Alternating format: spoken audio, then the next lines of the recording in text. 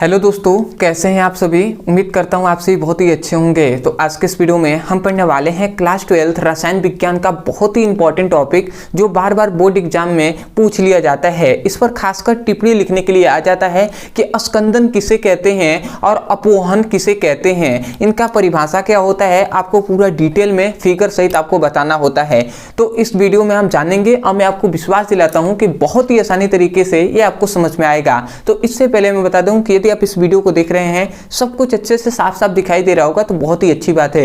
यदि नहीं दिखाई दे रहा होगा तो आप अपने वीडियो की क्वालिटी को बढ़ा लीजिए, क्योंकि बहुत ही लो क्वालिटी में आपकी वीडियो चल रही है। तो इसके लिए बहुत से स्टूडेंटों को पता होगा किस प्रकार बढ़ाया जाता है। यदि नहीं पता है तो जिस प्रकार कहा जा रहा है उस प्रकार कीजिए। सबसे पहले आप इस वीडियो पर क्लिक करेंगे तो कोने में आपको एक सेटिंग का ऑप्शन दिखाई देगा, उस पर आप क्लिक कीजिए। नीचे कुछ ऑप्शन आपके पास आएंगे, उसमें सबसे ऊपर क्वालिटी लिखा होगा, उस पर आपको क्लिक करना है। उसके बाद नीचे देखेंगे एडवांस लिखा होगा, उस पर आपको क्लिक करना है।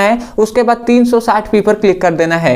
अब आपकी वीडियो की क्वालिटी अच्छी हो जाएगी। अब आपको सब कुछ साफ साफ दिखाई दे रहा होगा। तो चलिए दोस्तों अपने टॉपिक को शुरू करते हैं। तो यहाँ पे हमने सबसे पहले आता है अस्कंदन, कि यह अस्कंदन किसे कहते हैं। ठीक है, तो यहाँ पे हमने परिभाषा लिख दिया है, परंतु अभी आपको देखने की कोई जरूरत नहीं है, परिभाषा तो यूं ही याद हो जाएगा। इसमें यह कहा जाता है कि कोई भी कोलाइडीय विलयन है। समझिएगा यहाँ पे हम क्या कह रहे हैं, हम कह रहे हैं कि कोई भी कोलाइडीय विलयन है, कोई भी कोलाइडीय विलयन है। अब इस कोलाइडीय विलयन में हम जैसे ही मान लेते हैं ये कोई कोलाइडीय विलयन है, ठीक है, यही हम मान लेते हैं ये क्या है, कोलाइडीय विलयन है। अब इस कोलाइडीय विलयन में हम क्या करते हैं, विद्युत अपघट्य पदार्थ मिलाते हैं। क्या मिलाते हैं, विद्युत अपघट्य पदार्थ। ठीक है, तो हम कह रहे हैं कि कोई भी कोलाइडीय विलयन है, ये क्या है, कोलाइडीय विलयन है। और इसमें हमने जैसे ही विद्युत अपघट्य पदार्थ मिलाया तो इसका क्या हो जाता है भैया, ये क्या कर देता है, अवक्षेपित कर देता है। अवक्षेपित होने का मतलब क्या है कि जैसे ही हमने ये कोलाइडीय विलयन है तो इस कोलाइडीय विलयन में विद्युत अपघट्य पदार्थ मिलाते हैं तो ये कोलाइडीय विलयन क्या हो जाता है, अवक्षेपित हो जाता है। तो इसी घटना को, इसे हम क्या कहते हैं भैया, अस्कंदन कहते हैं। मतलब क्या हो जाता है, अवक्षेपित हो जाता है।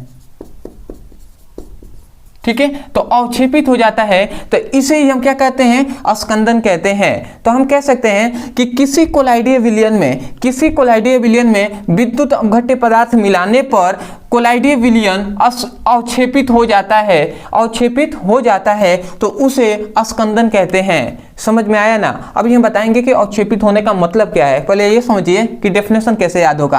आप कहेंगे किसी कोलाइडीय विलयन में विद्युत अपघट्य पदार्थ को मिलाने पर कोलाइडीय विलयन अवक्षेपित हो जाता है, तो इसे अस्कंदन कहते हैं। तो आशा करते हैं कि आपको डेफिनेशन सबसे पहले समझ में आ गया होगा।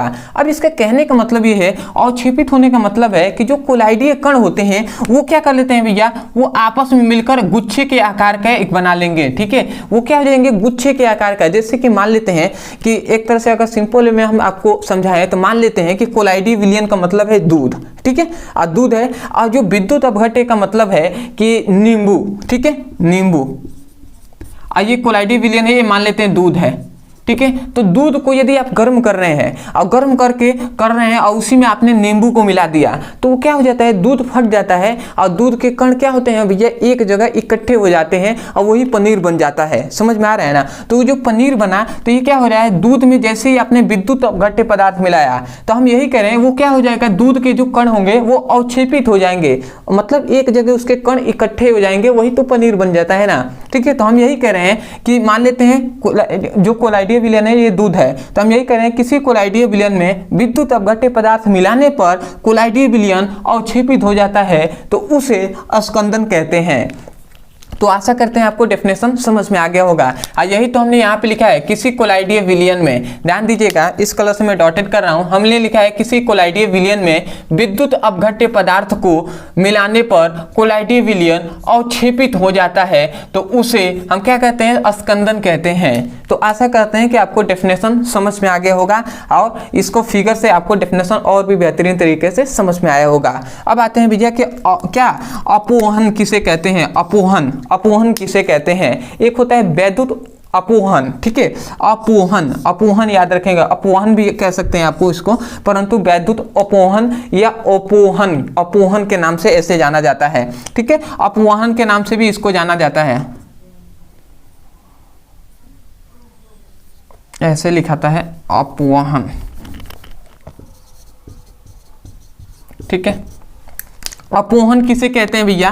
तो यदि अपवहन पे बात करते हैं कि अपवहन क्या होता है, ये वैद्युत अपवहन के नाम से भी जानते हैं। तो अब आता है भैया कि यहाँ पे हमने डेफिनेशन लिख दिया है, ये बहुत ही सिंपल है। यदि हम फिगर बताने से पहले थोड़ा सा एक बार आप पढ़ लीजिए कि क्या है इसमें। ये कहा जा रहा है कि कोई भी कोलाइडीय विलयन है, अब कोलाइडीय विलयन में अशुद्धि रूप से उपस्थित क्या होते हैं? क्रिस्टलीय पदार्थ होते हैं। अशुद्धि के रूप में एक क्रिस्टलीय पदार्थ होते हैं, और इसी अशुद्धि रूप में जो क्रिस्टलीय पदार्थ होते हैं इनको चर्मपत्र के द्वारा विसर्जन मतलब विसरण की क्रिया द्वारा ही क्या करते हैं? इसको अलग करने की जो प्रक्रिया होती है उसे अपवहन कहते हैं। मतलब सिंपल वे में कहा जाए तो कोलाइडीय विलयन है, उसमें से क्रिस्टलीय पदार्थों को बाहर निकालने की जो प्रक्रिया होती है उसे ये अपवहन कहते हैं। समझ में आया ना?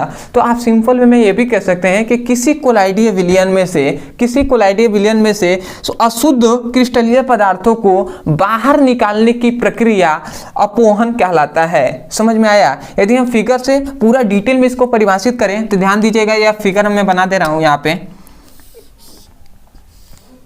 ये मान लेते हैं कि एक क्या है? ये है एक बर्तन। अब इस बर्तन में हमने क्या रख लिया है? मान लेते हैं इसमें पानी है, ठीक है। इस बर्तन में ये पानी भरा हुआ है। अब ध्यान दीजिएगा, अब इस बर्तन में ये एक मान लेते हैं ये एक चर्म पत्र है, ठीक है। ये एक मान लिए हमने कि ये एक चर्म पत्र है। अब इस चर्म पत्र में क्या है भैया? अशुद्धि। देखिए ये है पानी, इसमें क्या है? ये वाला जो है ये है जल, ठीक है। और ये क्या है भैया? चर्म पत्र है या चर्म झिल्ली भी आप कह सकते हैं। अब इसमें इसके अंदर चर्म झिल्ली के अंदर क्या है? कोलाइडीय विलयन है, और कोलाइडीय विलयन में अशुद्धि रूप से क्या है? क्रिस्टलीय पदार्थ भी हैं। तो इसमें ये बताया जाता है कि ये जो कोलाइडीय विलयन है इसके अंदर कोलाइडीय विलयन, अब इस कोलाइडीय विलयन में क्या है? क्रिस्टलीय पदार्थ भी हैं जो क्या है? अशुद्ध हैं। तो इसी कोलाइडीय विलयन में जो अशुद्ध क्रिस्टलीय पदार्थ हैं इसको बाहर निकाला जाता है। अब किस क्रिया द्वारा? तो विसरण की क्रिया द्वारा। अब वो कैसे होगा कि जैसे जैसे ध्यान दीजिएगा, जैसे ये चर्म पत्र है तो चर्म पत्र से ये पानी के कण आर पार निकल जाएंगे, तो ये जो जल के कण है ये आर पार निकलेंगे ना, तो इसी के साथ साथ जो क्या होंगे? जो क्रिस्टलीय पदार्थों के जो कण होंगे, जो अशुद्धीय क्रिस्टलीय पदार्थों के कण, वो भी इससे बाहर निकलते जाएंगे, ठीक है। बहुत ये धीरा प्रक्रिया होता है जो अपवहन की प्रक्रिया होती है। तो ये भी धीरे धीरे बाहर निकल जाएंगे। एक समय ऐसा आएगा जब अशुद्धीय क्रिस्टलीय जो पदार्थ होंगे वो बाहर निकल जाएंगे, परंतु कोलाइडीय विलयन ये इसी में चर्म पत्र में ही रहेंगे, क्योंकि कोलाइडीय विलयन का जो आकार होता है वो 1 नैनोमीटर से 1000 नैनोमीटर के बीच में होता है, ठीक है। 1 नैनोमीटर से 1000 नैनोमीटर के बीच में होता है। तो ये तो जो क्या होंगे? कोलाइडीय विलयन के जो कण होंगे वो चर्म पत्र में ही रहेंगे, परंतु इससे जो क्या होंगे? अशुद्ध क्रिस्टलीय पदार्थ होंगे वो इससे बाहर निकल जाएंगे, मतलब विसरण की प्रक्रिया द्वारा बाहर निकल जाते हैं। तो इसे हम क्या कहते हैं? बाहर निकलने का मतलब कि क्या होते हैं? अलग हो जाते हैं, मतलब इस चर्म पत्र से क्या होंगे? कोलाइडीय विलयन से अलग हो जाएंगे। तो इसी प्रक्रिया को अपवहन कहते हैं। तो यही तो डेफिनेशन लिखा है कि किसी कोलाइडीय विलयन में अशुद्धि रूप से उपस्थित क्रिस्टलीय पदार्थों को चर्म पत्र के द्वारा विसरण की क्रिया के माध्यम से अलग करने की प्रक्रिया अपवहन कहलाता है। तो आशा करते हैं कि आपको ये फिगर से ही समझ में आ गया होगा कि कैसे इसको निकाला जा रहा है। किसको? जो क्रिस्टलीय पदार्थ हैं जो किसमें है? कोलाइडीय विलयन में उपस्थित है अशुद्धि के रूप में, तो इसको बाहर निकालने की जो प्रक्रिया है उसे हम अपवहन कहते हैं। तो आशा करते हैं कि आपको इन दोनों का परिभाषा और इसका एग्जाम्पल, इसका जो ये फिगर है ये आपको बेहतरीन तरीके से समझ में आ गया होगा। तो सबसे पहले तो मैं यही कहूँगा, यदि आपको समझ में आया है तो सबसे पहले तो सपोर्ट करने के लिए चैनल को सब्सक्राइब कर दीजिएगा, वीडियो को लाइक कर दीजिएगा, हो सके तो हमें कमेंट सेक्शन में जरूर बताइएगा कि आपको वीडियो कैसा लगा। अदरवाइज बहुत से ऐसे स्टूडेंट हैं जो चाहते हैं क्लास 12th हो या क्लास 10th हो, उसका फिजिक्स और केमिस्ट्री का चैप्टर वाइज सीक्वेंस में एक एक करके वीडियो मिले और वहाँ से मैं अपने पूरे सिलेबस को अच्छे से पढ़ सकूँ। तो आपके लिए या तो आप हमारे चैनल के प्लेलिस्ट में चले जाइए, वहाँ से पढ़ाई कर लीजिए, या आपकी सुविधा के लिए यहाँ पे एक नंबर दिया जा रहा होगा, इस नंबर पे आप व्हाट्सएप कीजिए और केवल आपको लिखना है क्लास 10th, मान लेते हैं क्लास 12th का आपको पढ़ाई करना है या क्लास 11th का, तो आप मैसेज में क्या लिखेंगे, class 12th physics chemistry all video link, और मैसेज कर देना है। आपको फिजिक्स और केमिस्ट्री का चैप्टर वाइज सीक्वेंस में एक एक करके वीडियो मिल जाएगा, वहाँ से उसकी पढ़ाई कर सकते हैं। अदरवाइज ऐसा कोई टॉपिक है जो फिजिक्स में केमिस्ट्री में जो आपको समझ में नहीं आता है, तो केवल आप उस टॉपिक का नाम लिखिए यूट्यूब पर, अंत में हमारे चैनल का नाम लिख दीजिए ब्रदर सर, आपको वीडियो मिल जाएगा, वहाँ से उसकी पढ़ाई कर सकते हैं। तो आशा करते हैं आप समझ गए होंगे। तो चलिए दोस्तों, आज के लिए इतना ही, मिलते हैं एक नए टॉपिक के साथ, तब तक के लिए धन्यवाद। जय हिंद, जय भारत।